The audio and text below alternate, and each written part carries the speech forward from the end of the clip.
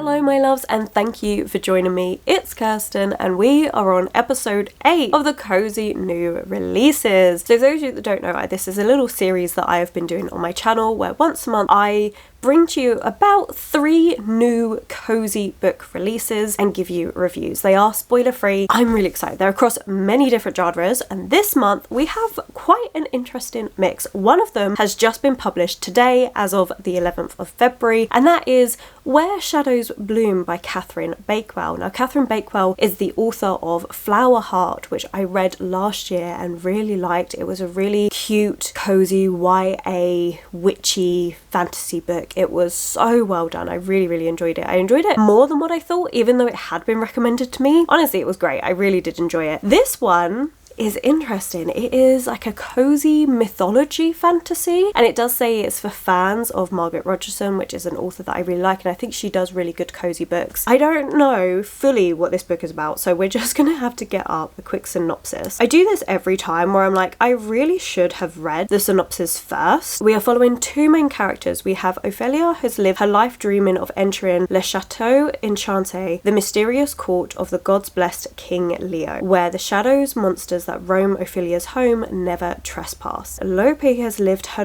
life as a knight, defending Ophelia and her home from shadows, even as she dreams of escaping with Ophelia by her side. When the shadows venture too close, Lope and Ophelia thrust into a journey that will lead them to the heart of the darkness haunting their home, the dazzling and deceptive Chateau Enchanté itself. It says it's where shadow blooms, pits terrifying monsters, chilling secrets, capricious gods, immortal kings, and death itself against the unstoppable love between 2 girls.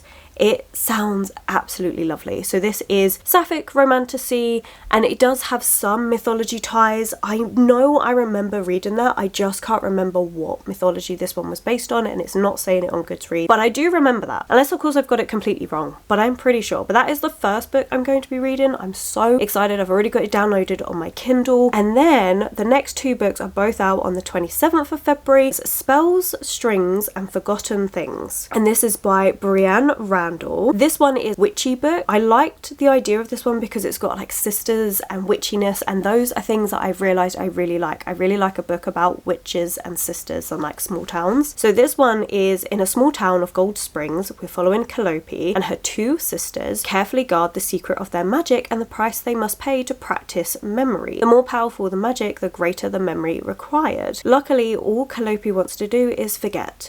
Forget the mother who left them without a trace. Forget the cracks in her relationships with her judgmental older sister Talia and her distant middle sister Iridius. Forget about the very cost of her magic, and most of all, forget the way the love of her life shattered her heart 2 years ago. Oh, that sounds so heartbreaking, I'm not gonna lie. There is an ancient evil that awakens in their town, and the fragile threads that hold the sisters together breaks. As their magic slowly begins to fade, Calliope accidentally binds herself to the annoying, handsome leader of a rival coven infamous for the ruthless pursuit of power. But yeah, Calliope needs to confront her sisters and the painful memories of her past, dark family secrets and ancient magic in order to keep the town and all she loves safe. So it sounds really cute and lovely. I'm really intrigued. I'm hoping maybe like the story with the sisterhood, maybe they come back together, or maybe we just learn that you need boundaries in place even when it comes to family, and as much as that can be painful, sometimes it's what you need to do for your own self. I'm really intrigued by this one. I think it could be a really good book. And then the last one is actually a sci-fi, which is The 4th Consort by Edward Ashton. Now, I don't actually know if this is going to be a cozy sci-fi book, but I think it's going to be a cozy sci-fi book because it has a snail. Is that actually a good reason to say that something's going to be cozy? No.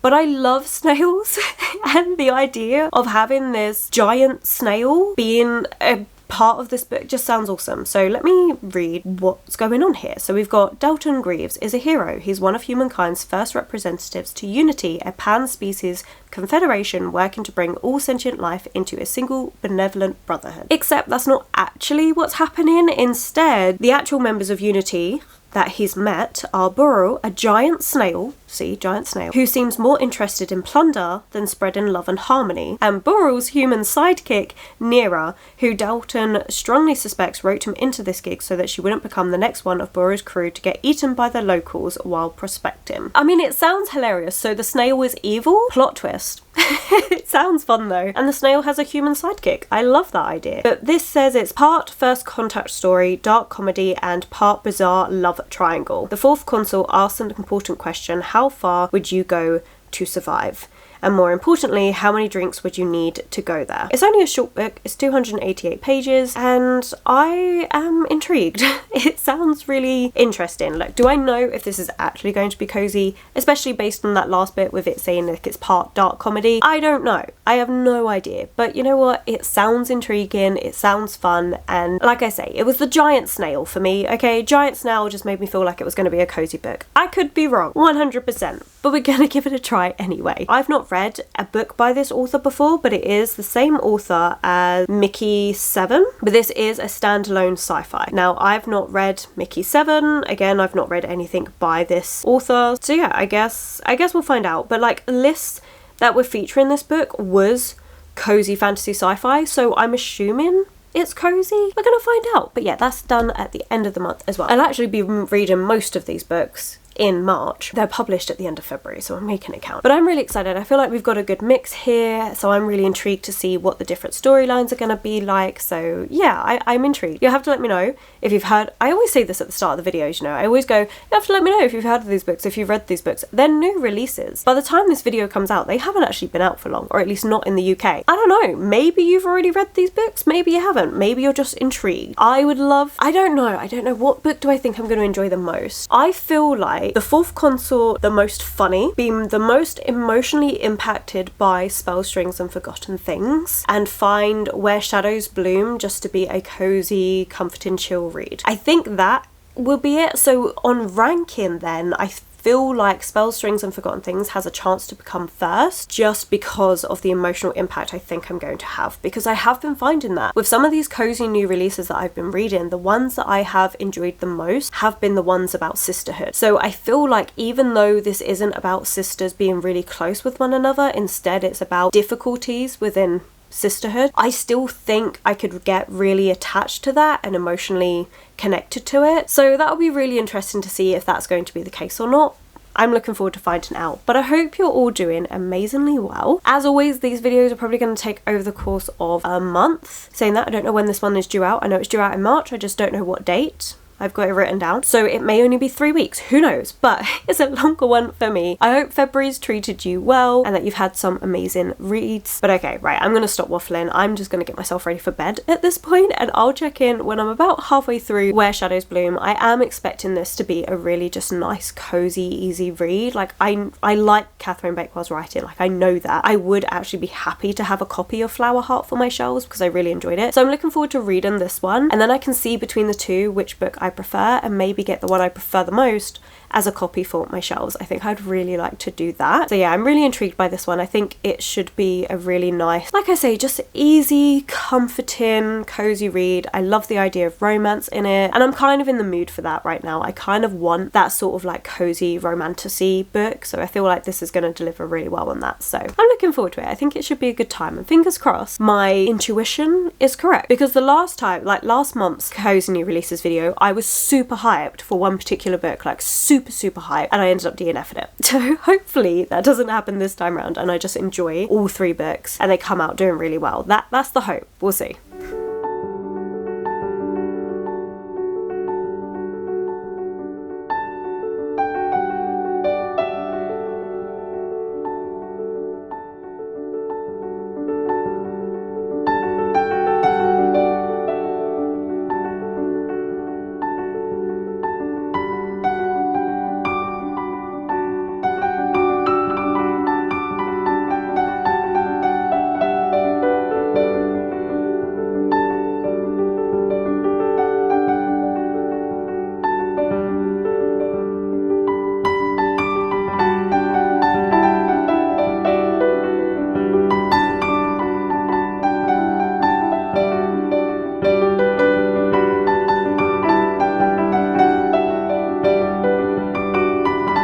While. I feel like I always say that when I start these updates, but it has been a little while. I have made some progress in Where Shadows Bloom.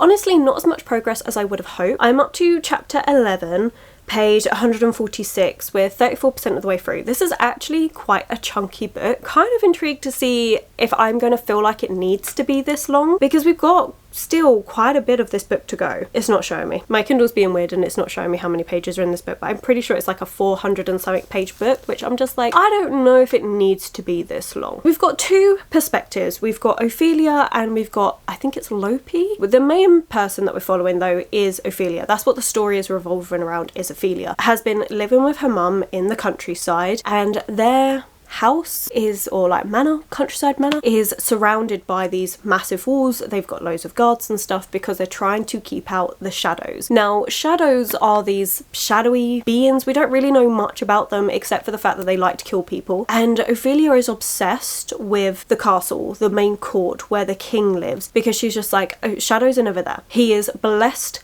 by all the gods and goddesses. It's safe there. We should go and live there. Her mum used to live there. She knows that, but her mum never tells her anything about it. She's very frustrated about it, and she's just like, I just want to be there. I want to be safe. I want to be happy. I want to be taking part in balls and things like this. You know, I'm not doing anything here. She's young. I think she's like 16. You know, she really wants to just go out and do all these things. But eventually, she manages to convince her mum. And her mum says, okay, fine. You're gonna stay here.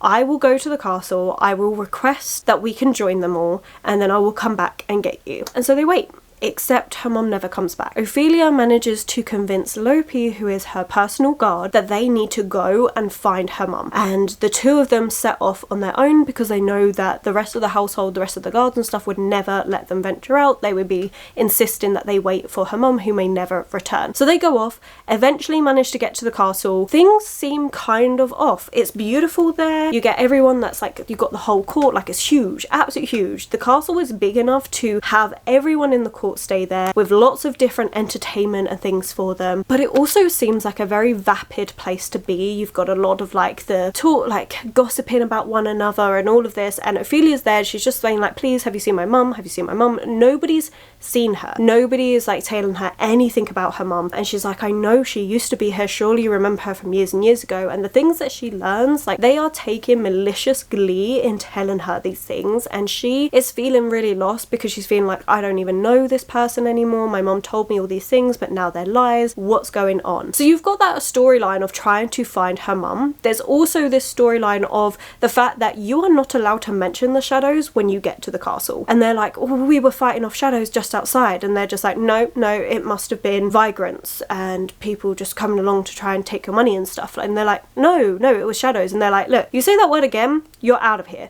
You are not allowed to say that. And it's repeated quite a few times. Anytime they've tried to talk about the problem outside, they are shut down and warned, if you keep going on about this, you will be kicked out, which is like very weird. It's like very hush hush what's actually going on there. There are like these unusual buildings that have suddenly cropped up in the last few days since like prior to Ophelia and Lopi arriving. You know, nobody knows anything about them. You're not allowed near them and stuff. I have lots of theories about this. I feel like this is very predictable. I know where it's going. We also do have the romance going between Lopi and Ophelia. It's very sweet, very, very sweet. It's a lot of yearning and longing on both sides of the relationship. Lopi especially feels like, oh, she deserves so much better than me. She can't love just a simple guard. She needs to marry someone that's in the aristocracy. Like, you can't be with me. There's also poetry because Lopi is a poet, so some of it is very beautiful. It's just very young.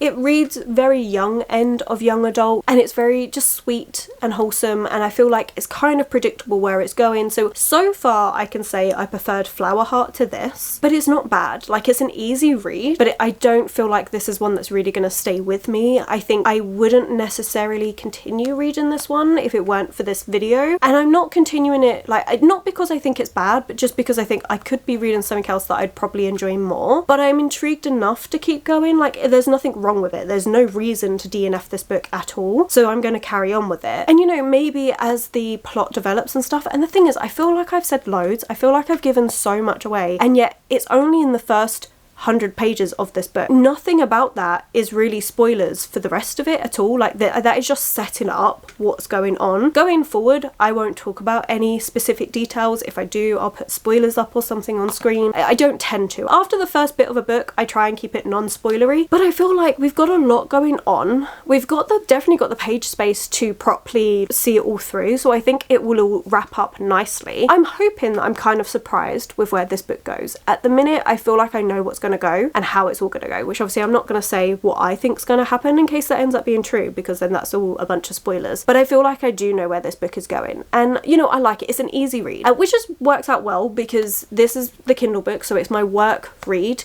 or it's the book I take out, like if I'm out and about, this is what comes with me. Physical reads are always my home books now. I don't tend to take them out of the house anymore. I just tend to take my Kindle, unless of course I'm going on holiday. I'm liking this one. It's cute and it's definitely on that younger end of young adult, but I think that's fine because it suits the characters and their age range. So yeah, like genuinely I don't have any complaints about this book. I think it's just not going to be one that's memorable. It's just one of those things where I guess if I was giving this a star rating, it would be like a 3-star read for me. And normally 3-star reads I tend to end up putting down because I'm just like, but I've got a billion other books. I mean, my TBR, my physical TBR is like 170 odd books long. That's not including the books I have on Kindle. There are definitely other things I could be reading. Like a 3-star book is good, but unless it's a 3-star book, because this is why I don't do star ratings, because 3-star to me, there's 2 sides to it. You've got the 3 stars that are decent but I'm never going to reread it, and 3 stars which are decent but I would reread. This, if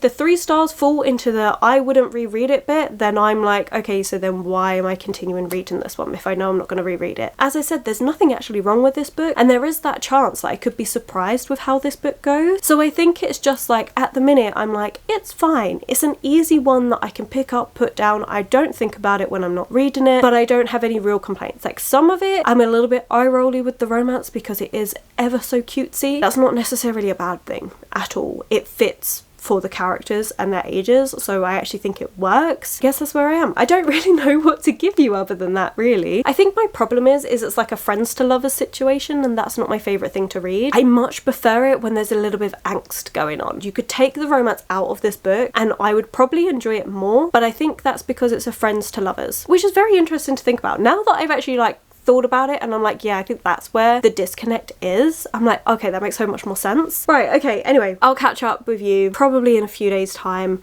hoping that I can make some good progress and with this book over the next few days. We'll see how it goes, and we'll see. I don't know whether to do one more update or whether just to update you as I finish. I think I'll base that on what more I have to say, because if I'm just going to be repeating how I feel about the book, then I probably won't. I'll just wait to update you when I finish it, which to be fair, you're going to find out very, very soon. Okay, I'll check back in with you at some point.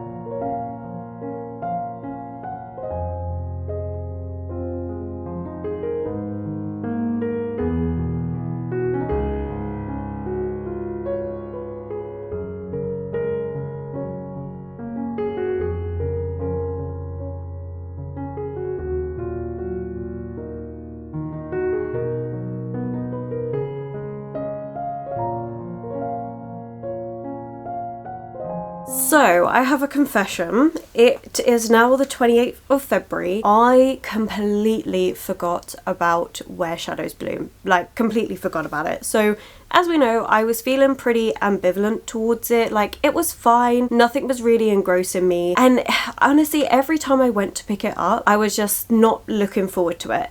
And the last time I tried to pick it up, I decided to skip forward a bit just to see if anything of interest was going to happen or if the plot was how I thought it would go. And it was how I thought it would go, which is fine. Honestly, it's fine. Like, there's nothing wrong with this book. It's just there was no interest for me to continue reading it.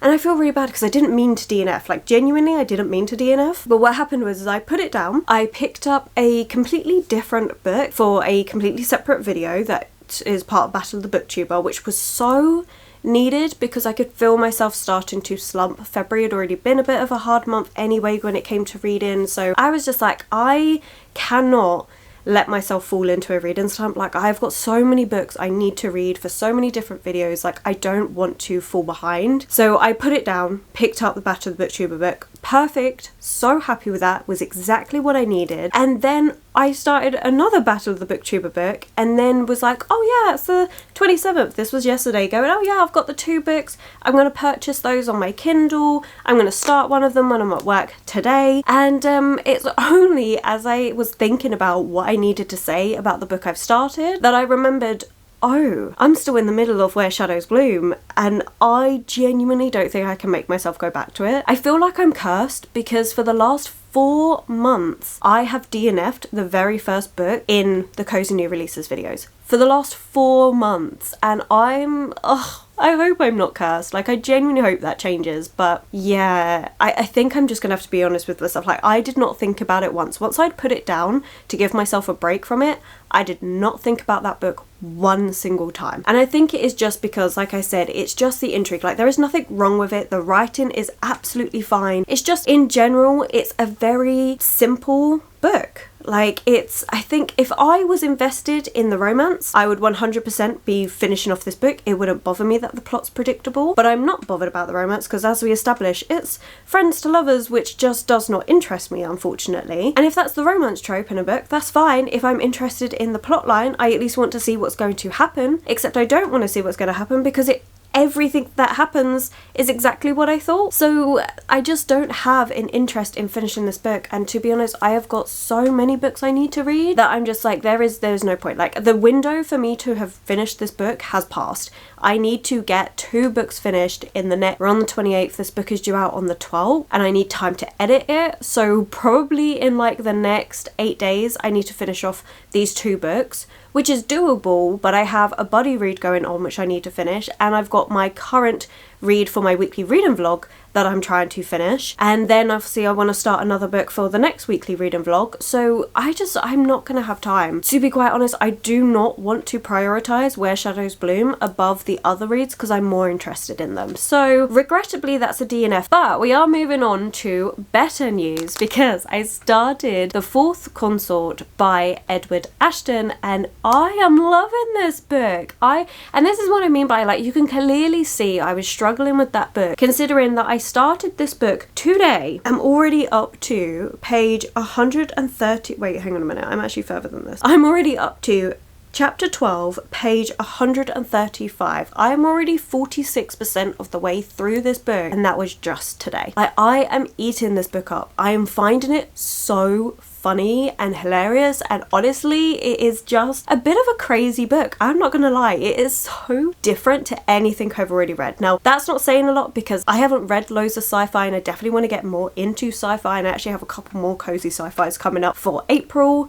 Well, for March, but the video for it is coming out in April, and I'm so excited because this is genuinely so funny. So if we're comparing coziness levels, I would say Where Shadows Bloom is cozy in the sense that you know nothing really bad is going to happen. There is the plot line, there is the intrigue of our main character's mum having gone missing and these shadows which are attacking people and stuff, and so you do have a little bit of darkness there, but the romance itself is very cozy and simple, and there's a lot of like, oh, what if they don't like me, and all of this stuff back and forth, so it does feel kind of cozy. This one, I don't know if others would technically see this as cozy, but I'm finding it so funny, and the stakes don't feel real in the sense that they don't feel that high, that it's kind of cozy at the same time because it's just a light sci-fi. I guess I would put this as light, not necessarily cozy. If you're comparing it to things like Becky Chambers' books, it's not really that. I would say it's closer in terms of the sarcasm to Martha Wells' Murderbot series, bearing in mind I've only read the 1 book, so I would say it's closer to that, just a bit more absurd. And I'm really enjoying it. So let me get into what this book is actually about. And I've actually been explaining this quite a lot today because I get asked quite a lot by my colleagues at work what I'm currently reading, and genuinely this had everyone looking at me like, are you okay? Because it really is quite absurd. So we're following this main character called Dalton.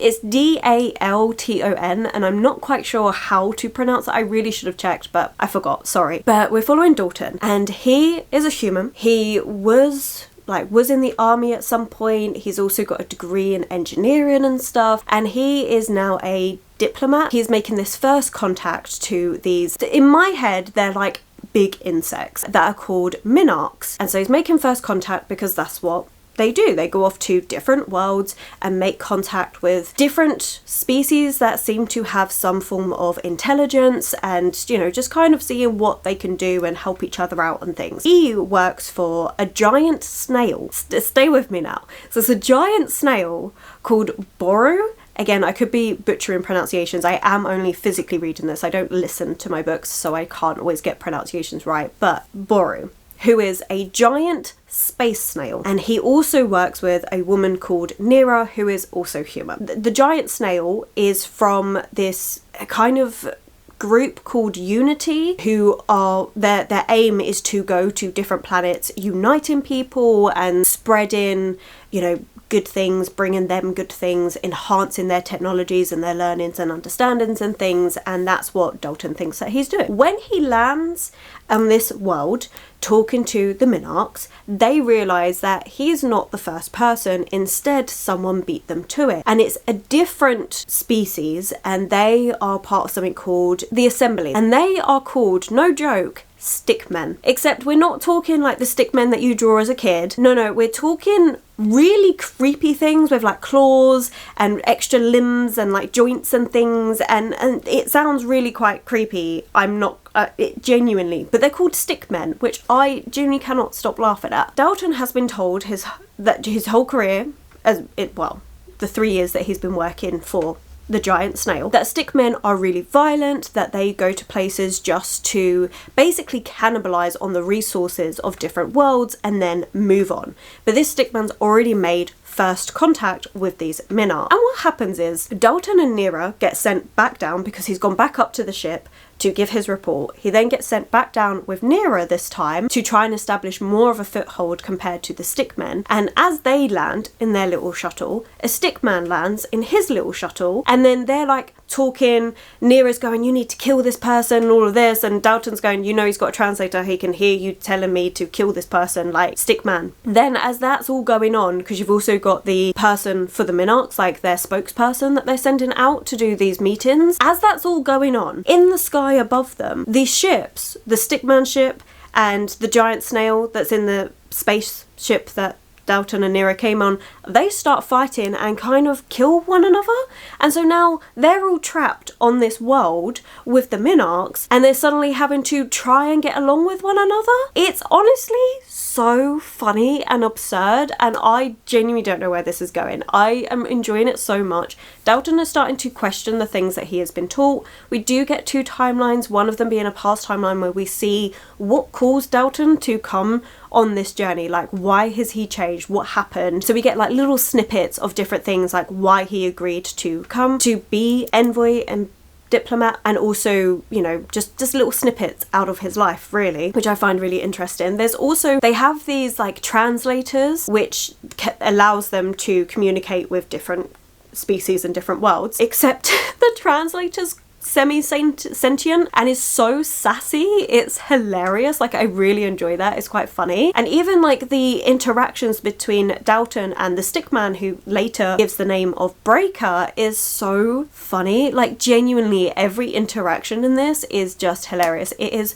so sarcastic. It has got such dry humor in such a way that I'm really enjoying. I do think it kind of works for humor. So if you like the book like Stranger Times, that's got really quite sarcastic humor. Obviously completely different. That's like a paranormal mystery series. This is clearly sci-fi. The humor in that is similar, and like I say, I think this would be good for you to try if you enjoyed the Murderbot series, because again, that kind of like dry humor kind of comes with it. It's also kind of short. It's under 300 pages. I'm just having a fantastic time. Like, genuinely, it is so funny, and it's kind of all I want to read today. Like, I want to put down my current read for my weekly reading vlog just to read this. I mean, to be fair, I've been kind of struggling with that one a bit. It's the, let me grab it. It's Master Artificer, which, you know, I do really want to finish. finish because I am like him, but I'm also finding myself constantly delaying picking this one up lately, which is weird. I haven't helped myself with that because I've picked up a book I'm really in the mood for. I'm really enjoying the sci-fi elements. I am having so much fun with every interaction. It is so silly, like genuinely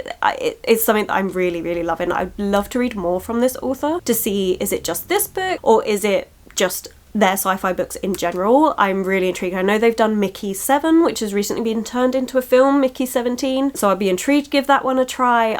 Yeah, you'll have to let me know if you've read any other Edward Ashton books, but this is one that I would really recommend. Like, again, not quite fully cozy, but it's just a light, funny sci-fi read, so I'm really enjoying this, and it's what I'm really in the mood for. Honestly, it's kind of making me a little bit worried to go into the last book for this video, which is Spells, Strings and Forgotten Things, because that's a longer book. It's like 400 pages. As much as I think I am going to like it, I also think that I'm in the mood for just something that's just got a bit more to it, and there's something about the plot line where I just think it's going to be a slower read, which is not a bad thing. It's just I'm not in the mood for a slower read. I think that's why I keep putting this one down, is because with all the perspective changes and stuff in this, it is ending up as a slower read, and the perspective I'm really struggling with the most is the slowest perspective. So I'm kind of worried about Spells, Strings and Forgotten Things, but I'm still going to be giving it a read. I'm hoping that with me finishing out the 4th consort, which to be fair, I honestly think I'm going to do tomorrow. I genuinely don't think there's going to be a reason why I wouldn't be finishing this tomorrow, because I am flying through this book. I'm having such a good time with this book. It is so good. So I genuinely think I'm probably going to be finishing this tomorrow. So then I can start Spells, Strings and Forgotten Things Sunday, because I'm at work Sunday, and then we'll see, because then I'm off work. I need to still finish Spells, Strings and Forgotten Things before, obviously, for this video, but it's on Kindle and I tend to only really read my Kindle books when I'm out, so I'm gonna have to read it when I'm at home. Hopefully, once I finish this book, I will be in the mood for a more slower, more emotionally impactful book, which is what I'm thinking Spells, Strings and Forgotten Things is going to be, and genuinely the amount of times I've said that title is crazy, but for now, this is perfect. I'm having such a good time with this book. I think it is great. If you have any suggestions, like if you've read some Edward Ashton and you say, here, your next book should be this one, or, you know, if you like Edward Ashton, try this sci-fi author, please, please, please put those recommendations below, because genuinely I do really want to get into sci-fi more. And as much as I've got some authors which I like John Scalzi, I'm going to be reading his newest book soon, which I'm so excited about because that comes out in March, and that, again, kind of that dry humour, similar to this, because I read Starter Villain and really enjoyed that book, and I would say again some of that just witty, dry, sarcastic humour similar to this book. So yeah, I really would recommend. I would recommend giving this one a try. It is so much fun. Like, I'm genuinely tempted to get a copy for my shelves because this is just so funny, like genuinely so hilarious, and I couldn't even tell you where this is going. Like, I've got no clue where this storyline is going. I just know I am enjoying every single minute of it. But right, okay, I have been talking for 18 minutes. I'll check back in when I have finished 4th consort and what I thought of that, and then we'll get started on the last book for this video, which hopefully I do think is going to be a good book. I think I just need to be in the mood, like I say, for that slightly slower, more emotional book, which I think that's what it's going to be. But you know what, I could be surprised. But yeah, okay, right, I've got lots of things I need to get on and do, so I'm going to get on and do all of that, and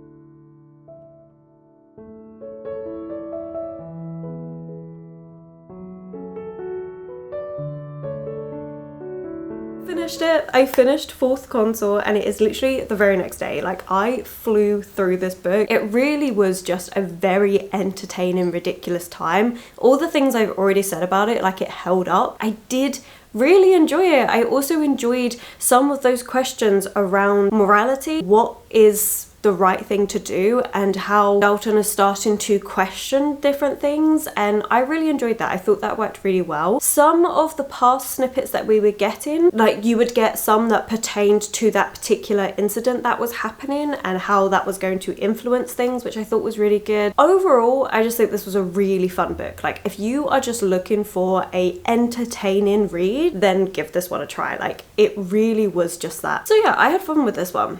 I had a lot of fun with this one. I think I just enjoyed the different elements of it. I enjoyed meeting the different species, the Mimnarchs, the Stickmen, learning a bit more about them, and also Dalton getting his eyes open to what's actually going on and to start questioning things, I thought was really good. I think the ending wrapped up really well. I really enjoyed that. It was just very satisfying.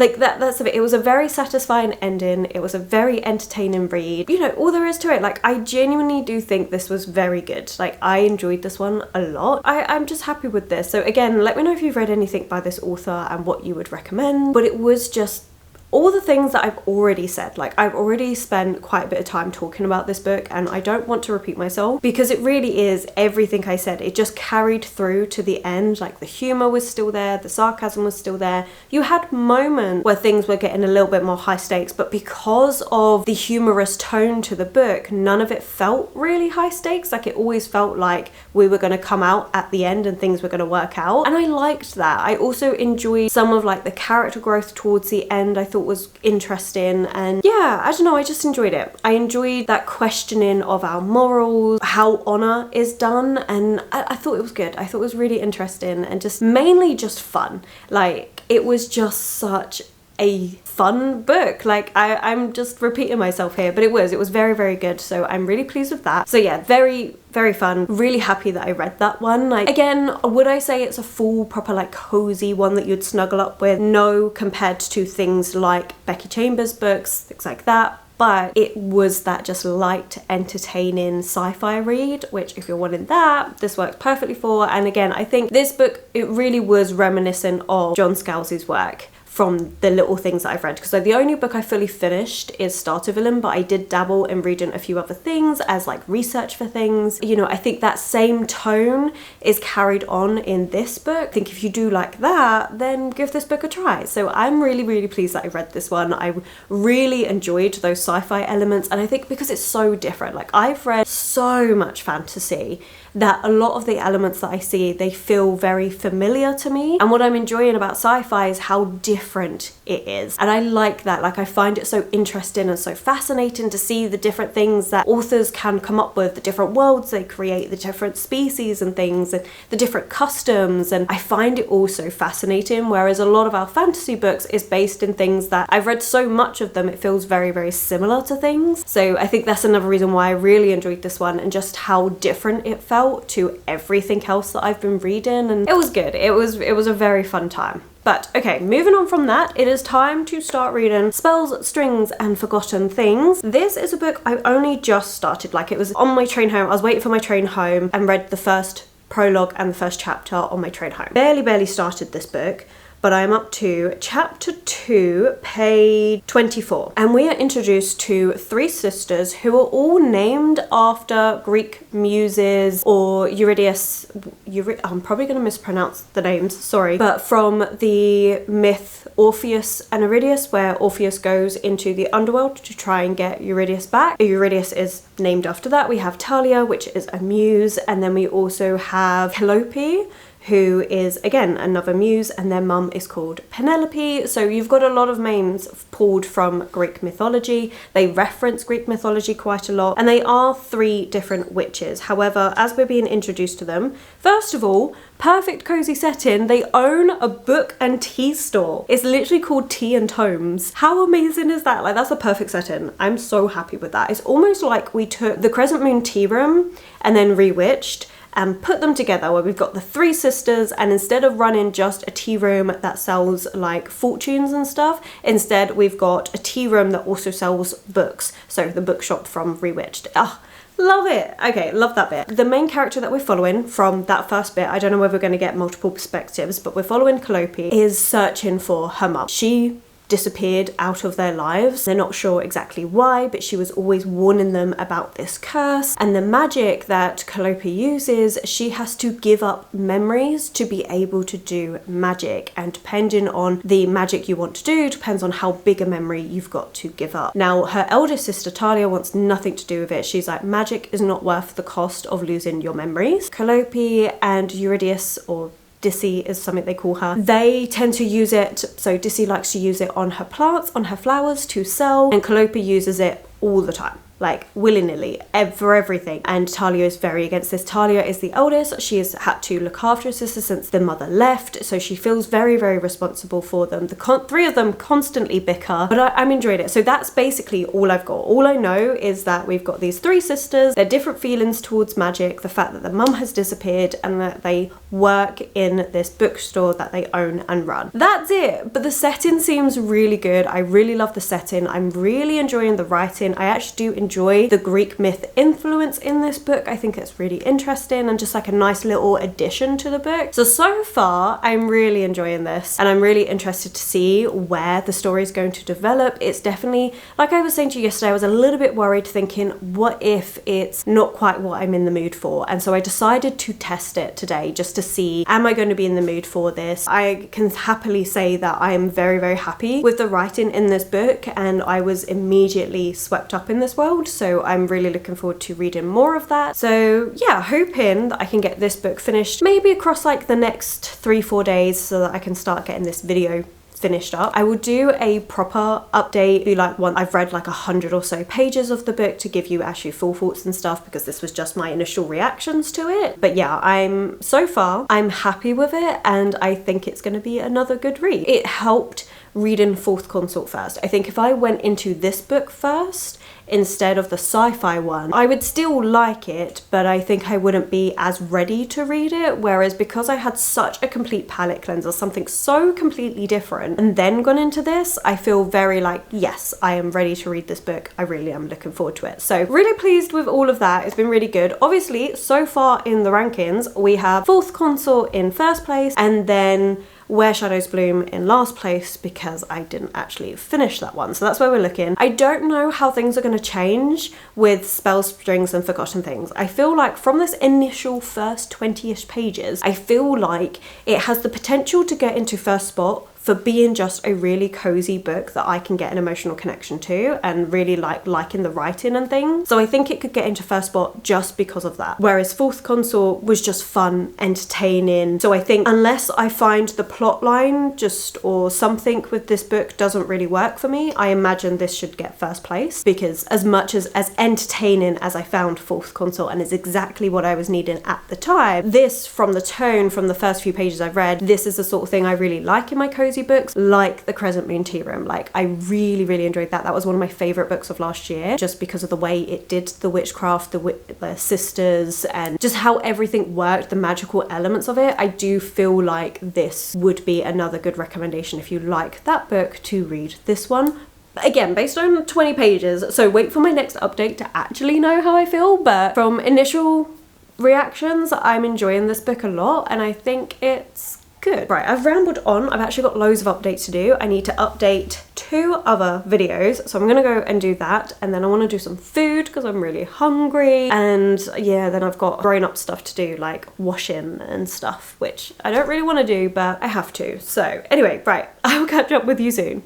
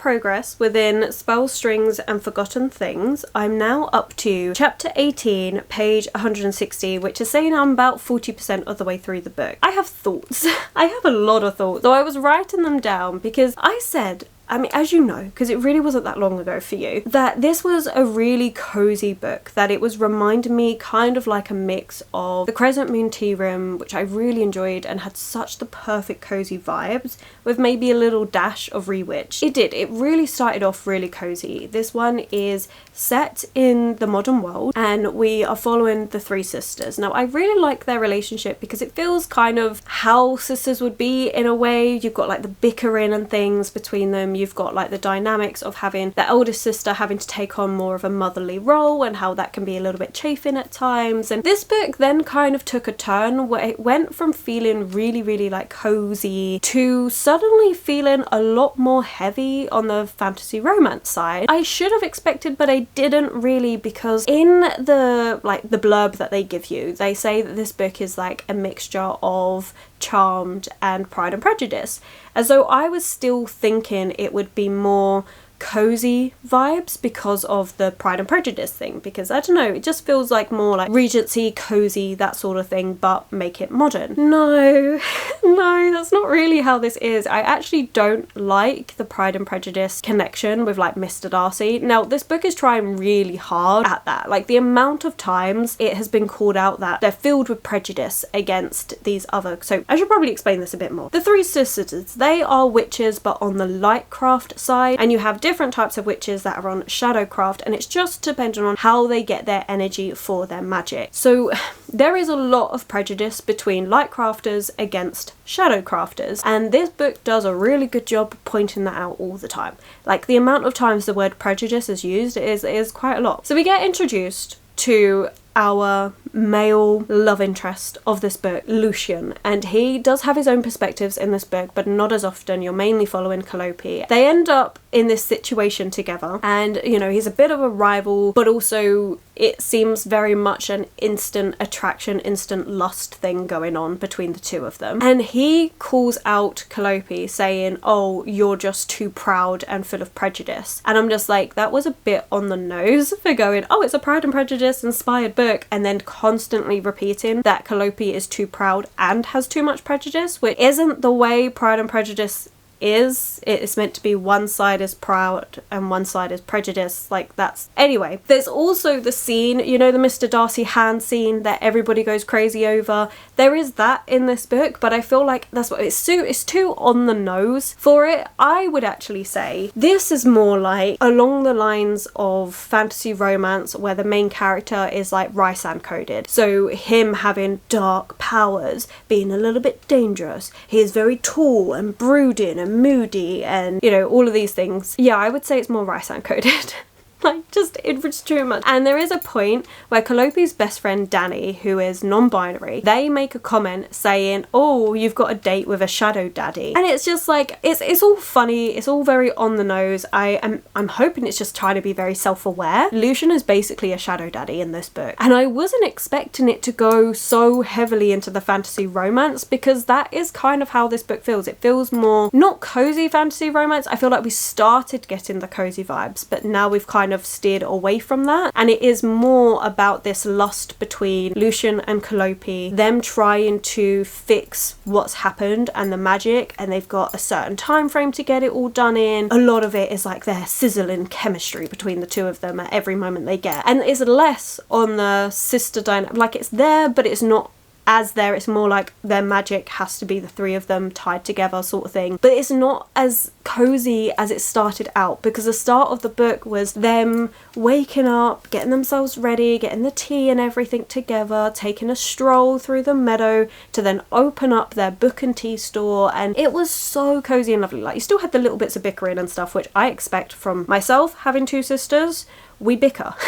We definitely did when we were all living together. So that, it felt very cozy and slice of life, and now we've gone fantasy romance, which there is nothing wrong with that at all. It's just, I wasn't expecting it, and so when it happened I was a bit like, oh, okay then, because it did feel like a proper tonal shift within the book. Now it's still fun, I'm still enjoying it, it is still entertaining, easy read. It's just we now have this romance going on. It's trying to be more fantasy romance than a cozy witchy book. You still got the witchy vibes there and everything, but it does feel more like that, which maybe that's more Charmed coded. I'm not sure, I can't really remember much of Charmed. It's been such a long time since I saw any of those episodes, and I know you do get episodes where you do have them like finding their romance interests and things like that, so it could be that we're just focusing more on that. Again, this is not bad, it's just it's nowhere near as cozy vibes as it started off being. There is also a couple of plot conveniences, so something, again, I'm not going to give away spoilers. Okay, that's fine. I would have rather that didn't happen though. I actually would have rather characters stayed who they are and as we first meet them. It just, that I think I would have preferred that. I'm interested to see where it's going to go, but I don't know if I enjoy that part of it. Also, the magic system's not really explained beyond them saying that basically witches draw from different wells of power. Light casters, light crafters, they draw on from nature, and then shadow crafters draw from within themselves. Calliope's family, they're in this weird position where they have to sacrifice memories to be able to access their magic, so they're kind of a bit of both right now, and it is a curse that has been put on them, and that's why they have to sacrifice memories. And I do think Calliope's very reckless with it, and that is commented on a lot, because she does a lot of things that you could just do by hand, yet she'll use magic and sacrifice her memories to do it, and I'm just like, that's not needed. You're not showing appreciation for the memories, because without your memories, how do you stay the person that you are? Because memories shape you, experiences shape you as a person. And so deciding that you're going to act certain things out of your memory, that will change you as a person. I think it's an interesting commentary to make on it, and I do like that. This is what I'm saying, I actually do enjoy this book. It's quite funny. It's just what I thought would be a sister, you know, trying to come together, combat bad thing that's happening, struggling with the fact that her Calliope's two other sisters aren't believing her because they're more cut off from their magic and stuff, but then they're all going to rally together and defeat it. And I knew there was going to be like this love interest bit because it is on the synopsis. I think it's done what I didn't enjoy about Rewitched, which is we've got this romance coming in, and it's just, I didn't really like the romance in Rewitched either. And it's not that I don't like the romance in this, it just feels like a complete tonal shift when we have those romance bits, because it feels more fantasy romance rather than cozy witchy vibes. Again, it's not that it's bad, because I don't think it's bad, it's just wasn't expecting. But I am enjoying, like, I do enjoy a good fantasy romance. It's just I wanted more of the cozier witchy, the more emotional side. Like, I'm not getting that emotional connection anymore to the book, where I started off, as you know, going, oh, I really think it's going to be really good, I think I'm going to be really emotional in this.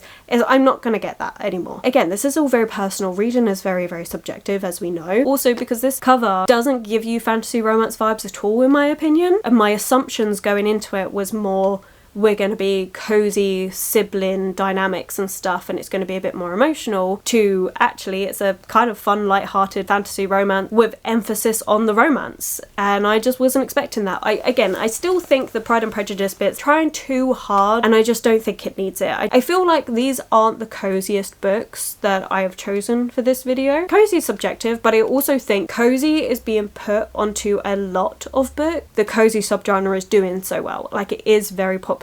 So I think we're getting a lot of books being labelled as cozy when they're not necessarily what everybody would class as cozy. But again, it's all subjective, isn't it? This is a book that I feel like is probably going to be Marmite for a lot of people. I think they're either just going to get frustrated with Calliope as a character and then it not being as cozy as what is wanted, or you're going to have people that just see it for a really fun, easy, entertaining fantasy romance time, which is how I'm taking it. It's an entertaining time. It shouldn't take me too long to finish, because it's one that you can just really just fly through. So hopefully I'll get this one finished up in the next few days. It's been an interesting time. Anyway, right, I've got loads I need to do. I've waffled on for absolutely ages and got lots of editing and all sorts of bits to do, but yes. Okay, I'll catch up with you soon.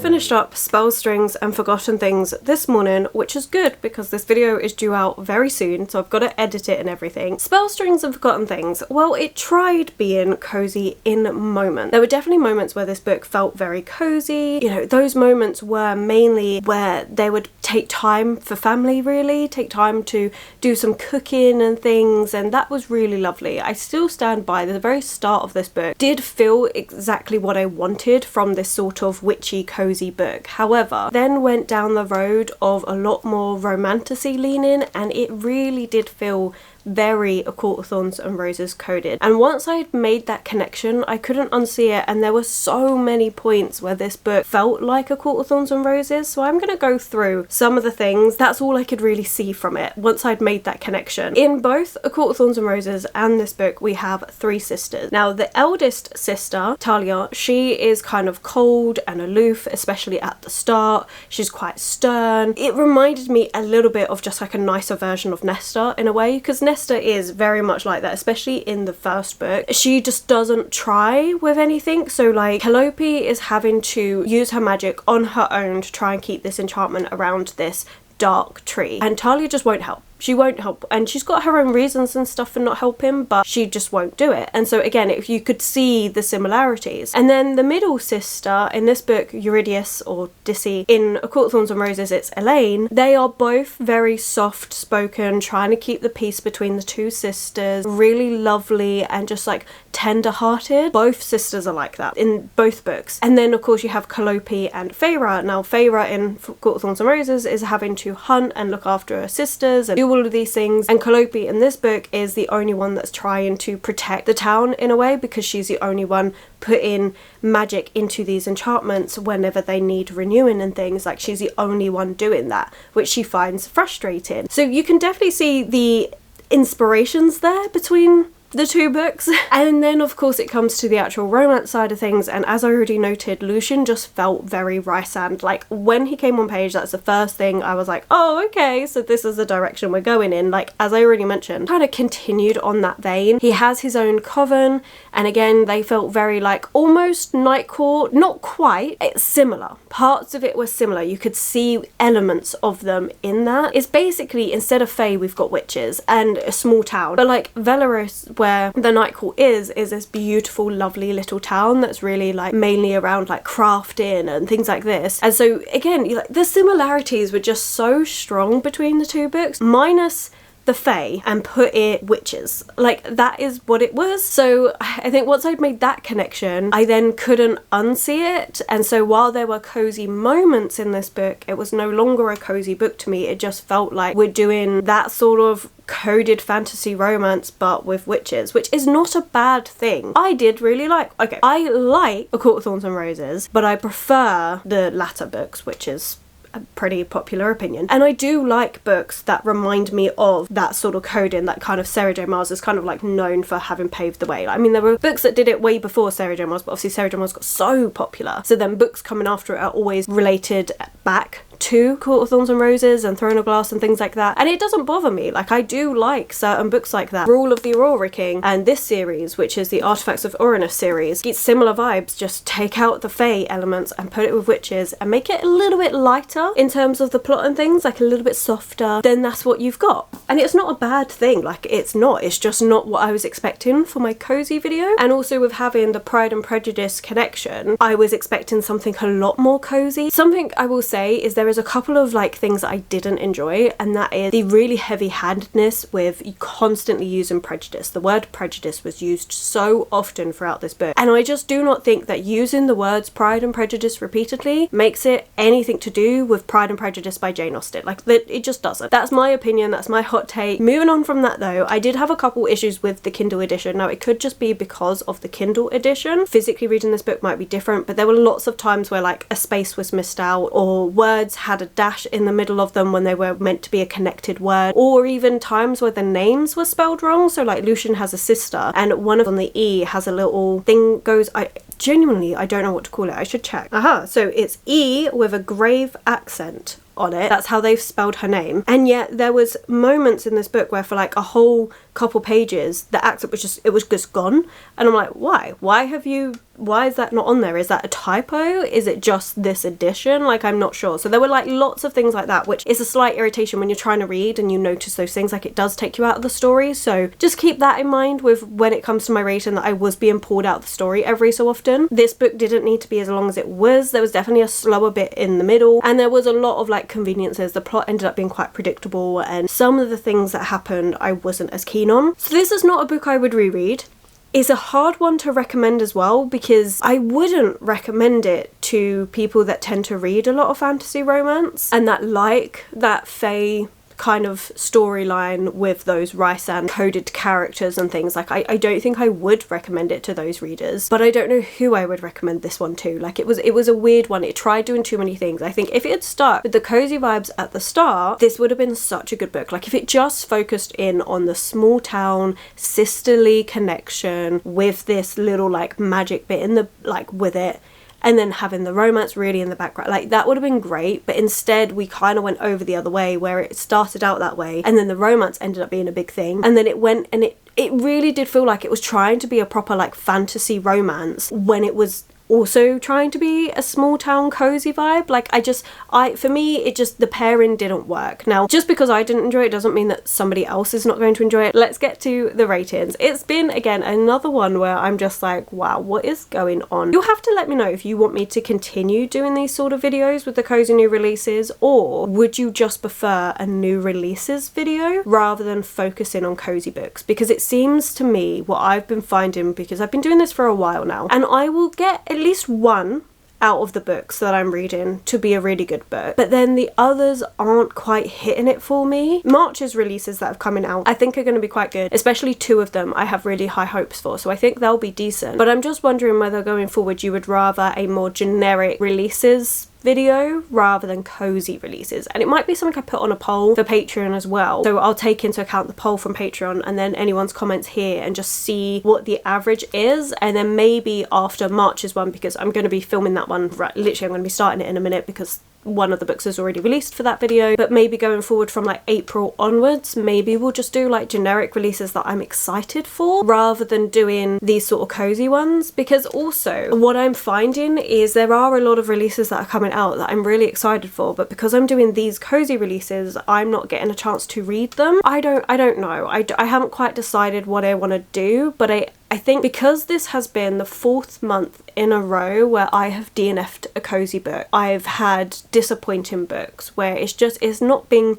quite as good. And don't get me wrong, there are going to be months where there are more cozy books that I'm really excited for and really enjoying, but I feel like there have been ones that are mismarketed. So let me know what you think about that, whether you think I should just go to just releases and maybe we can see, like, if say for example there's 3 new fantasy releases coming out in April that I'm really excited for, I can do a fantasy new releases video. Or when we're getting closer to October you tend to have a lot of like horror ones coming out or things like that. I like doing these new releases to give people ideas on what the books are like and things, and also it keeps me more up to date with new things that are coming out. But you'll have to let me know, or if you just have a different idea that you would like for me to be doing like a month-long vlog. Like, I enjoy doing a month-long vlog, but I just want to see what do you want to see. And obviously if the overwhelming result is keep these cozy ones, I will keep them. I always think having a moment to then look back and reflect on how it's gone is helpful, because then you can grow going forward. So please let me know what you think in the comments below. Let's get back on track, shall we, to the ranking of this video. So in 3rd place, I'm still going to keep Where Shadows Bloom just because I did DNF this one. This is not a bad book. I would actually really recommend it to people that read a lot of young adult and are looking for something a little bit lighter, a little bit cozier. Then this would be a good one for that. Especially like, say, Margaret Rogerson. If you like Margaret Rogerson books, I think you would like this one. I actually really like Margaret Rogerson. I have a couple of books that I have really enjoyed, but I would say if you want something that feels a little bit lighter than Margaret Rogerson, then maybe you could go for this. I feel like that's a good comparison. Then in 2nd place I am going to put Spellstrings and Forgotten Things. As I said, it was just a bit of a mixed book for me. I'm not saying it's bad, it's just it was too mixed. It just needed to decide, either go the fantasy romance route or go the cozy route, but I think trying to mesh them together in a way, you ended up with some moments that are cozy, but you would get them for like a little bit, and then the rest of it's fantasy romance, and it just didn't quite gel the way that I wanted. The way the fantasy romance was, you can get cozy fantasy romance books, you really can, but this one didn't quite manage that. It felt a little bit more, like I already mentioned, like Sarah J. Maas Coded, and then trying to add in cozy into that, and it just didn't quite work for me personally. So that's second place. And then first place, we have Fourth Consort, and I really did enjoy this one. I still think about it. I think it was so silly, so fun. Like, I just genuinely had such a good time with this one. It was really entertaining, and yeah, I had such a brilliant time. So those are the rankings. I hope you've enjoyed this video. Again, let me know what your thoughts are, whether you think this should evolve. I think I am going to put that poll up on Patreon. We can go from there from April, so you'll still get one more of these, because I really am excited for the ones coming up. Like, I've got 2 sci-fi ones I'm really excited about, and one that's just like seeming to be a cozy fantasy. It looks, and the synopsis sounds pretty good. It's just going forward from there. We'll see what happens to these videos. But yes, anyway, okay, now I'm just repeating myself, so I am going to go. I've got lots of things I want to get on with, as always, but thank you so much for watching. Thank you if you comment on what you would like to see and stuff. I really appreciate it. If you just don't know what to say though, then let's do any space emoji in the comments below if you've made it this far or just don't know what to comment. Genuinely thank you to all of you that take the time to watch these videos, that comment and interact. I really appreciate it. And even bigger thank you to all of my Patreons. I'm so happy that, you know, we're building a nice little community over there, and I'm so excited, and I just, yeah, thank you so much for all of your support. For now, I'm gonna go. If you've enjoyed this video, please do consider giving it that thumbs up, subscribing and commenting. Those 3 things really help this channel out. My social media links, anyone I've mentioned, my Patreon, always all linked below for you, and I will of course catch you in the very next video.